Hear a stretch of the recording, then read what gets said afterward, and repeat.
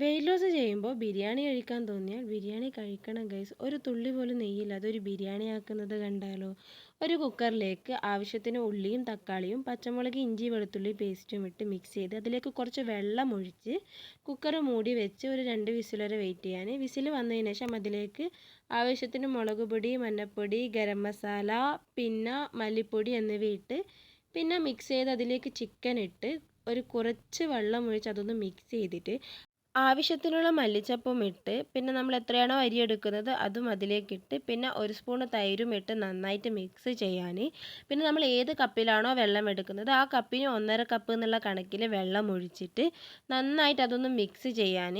ഇനി ഇതിലേക്ക് ഇതൊന്ന് ചൂടായി വരുമ്പം ഇതിലേക്ക് ആവശ്യത്തിനുള്ള ഉപ്പിടാൻ.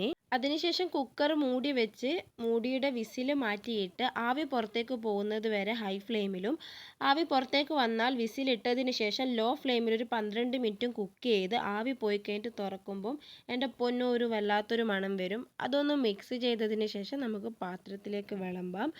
ഇതാക്കുമ്പം തന്നെ വീട് മൊത്തത്തിൽ നല്ലൊരു അടിപൊളി സ്മെല്ല് വരും. നിങ്ങളിത് എങ്ങനെയായാലും ഒരിക്കലെങ്കിലും ഒന്ന് ട്രൈ ചെയ്ത് നോക്കിക്കോ. നല്ല അടിപൊളി ടേസ്റ്റാണ്. അപ്പോൾ ട്രൈ ചെയ്ത് അഭിപ്രായം പറയാൻ മറക്കല്ലേ.